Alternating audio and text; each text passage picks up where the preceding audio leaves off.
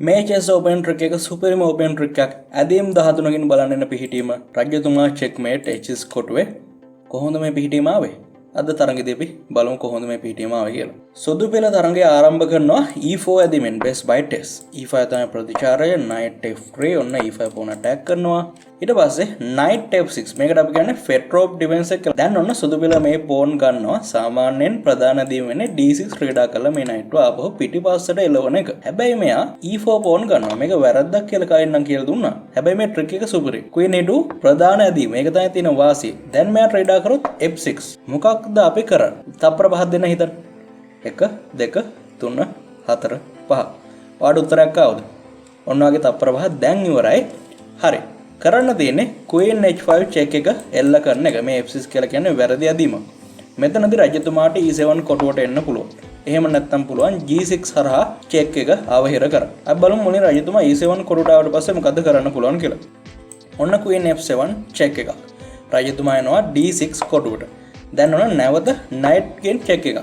මෙතන මේ රජතුමාට ගමන් කරන්න පුළුවන් කොටු දෙකක් තියෙනවා. රජතුමා c5 කොටුවට ගමන් කරොත් d4 ඇදීමට පස්සේ checkmate වෙනවා. ඊටමත් ස්වල්ප ඇදීම් සංඛ්‍යාවකින් a4 වගේ ඇදීමකට පස්සේ මට පාලලා කමෙන්ට් සෙක්ෂන් එකේ මේ checkmate එක දෙන්න. ඇදීම් 3කින් කොහොමද? එහෙම නැත්නම් ඇදීම් 5කින් කොහොමද? කළුපේ රජතුමා checkmate වෙන්නේ කියලා. ඒ වගේම රජතුමා c6 කොටුවට ගියොත් දැන් මොකද කරන්නේ? දැන් අපිට පුළුවන් අපේ knight ගෙන් check එකක් කෙල්ල කරන්න. රජතුමා පුළුවන් තරම් අනාරක්ෂිත කොටු වලට ගමන් කරන එක තමයි මේ check ප්‍රහාර හරහා සිදු කරන්නේ. දැන් queen b3 check එකක්. මේ knight කැපෙනව නේද? ඔව් මේ knight කැපෙනවා. කපන්න නැතුව c5 කොටුවට ගියොත් d4 ඇදීම හරහා අපිට මේ රජතුමාව කොටු කරගන්න පුළුවන්. දැන් bishop f4 තමයි වැදගත්ම ඇදීම. ඇදීම් 4කින් හෝ 3කින් checkmate එකක් තියෙන්නේ. මට පල්ලෙහා comment section එකේ දැනුන ඇදීම් 3කින් checkmate එකදී. දැන් මේ knight ගත්තොත් මොකද වෙන්නේ? මේ knight ගත්තොත් queen b5 checkmate. මෙතන bishop කෙනෙක් ඉඳලා queen ට support එකට. ඒ රජතුමා e7 කොටුවට ගියොත්. හැබැයි g6 ඇදීම ට්‍රේඩා කරොත් අපි ගන්නවා knight b. හරි. ඊට පස්සේ දැන් ඕන discover check එකක් සූදානම් කරලා තින්නේ. මේ discover check එක ඉවත් කරන්න king f7 වගේ ඇදීමක් උත්සාහ කරොත් knight t5 double check එකක්. ඉතින් king e6 වලට පස්සේ queen f7 අර කලින් pattern එකම නේද? ඔව්. ඊට පස්සේ මෙතනදී මේ රජතුමා f7 එන්න නැතුව අපේ knight එක ගත්තොත් මොකද කරන්නේ? මේක rook ගන්න පුළුවන්. rookට වඩා කවුද වටින්නේ? රජතුමා වටින්නේ. queen cut g6 check එක. රජතුමා යනවා e7 කරුට එකම ඇදීම. knight එක ගන්නවා. අපි කැපිච්ච knight දැන් ආපහු ලබා ගත්තා. රජතුමා යනවා f7 කොටුට. ඇටැක් එකක් තනියම කරන්න බෑ. තනියෙන් අප්පුඩි ගහන්න පුළුවන්ද? බෑ. අත් දෙකක් ඕනේ. ඒ වගේ තමයි තනියෙන් ඇටැක් එකක් සාමාන්‍යයෙන් බොහෝ පිහිටීම් වලදී කරන්න අමාරුයි. ඉතින් ඒ හින්දා ඇටැක් එකට ඉත්තු අරගෙන එන්න ඕන. bishop c4 check. දැන් d5 ඇදීම ට්‍රේඩා කරලා මේ check එක බ්ලොක් කරොත් අපි bishop ගෙන් ගන්න, queen ගෙන් ගන්නත් පුළුවන්. king g7 වලට පස්සේ අපිට b7 කොටු වෙන්න pawn ගන්න පුළුවන්. ඊට පස්සේ තව විශාල වාසියක් ගන්න පුළුවන්. ඉතින් අතින් ඒ වගේම පිහිටීම අත. ඊට අමතරව මේ රජතුමා g7 කොටුවට આવොත් දැන් මොකද කරන්නේ? ඔන්න queen ගෙන් නැවත check ප්‍රහාරයක්. අපි පුළුවන් තරම් මෙයාට check ප්‍රහාර එල්ල ගන්න ඕන. 13 වෙනි chess log ෂුවර ගැරි කැස්පරෝ කියලා තියෙන දෙයක් තමයි.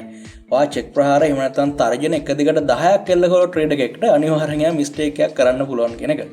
ඔන්න නැවත check ප්‍රහාරයක් රජතුමා h7 කොටුවට ආවට පස්සේ ඔන්න අපි එල්ල කරනවා queen h5 ඇදීම හරහා.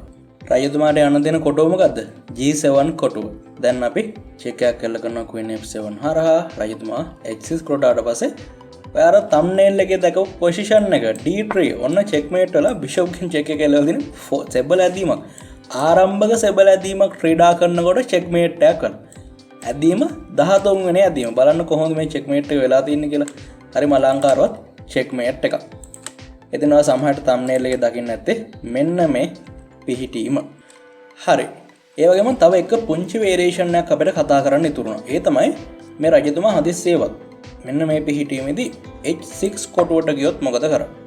නැවතත් සෙබලගෙන් check ප්‍රහාරය එල්ල වෙනවා. ඊට පස්සේ රජතුමාට h7 කොටුවට එනවා. දැන් queen h5 check, king g7, ඊට පස්සේ queen f7 checkmate.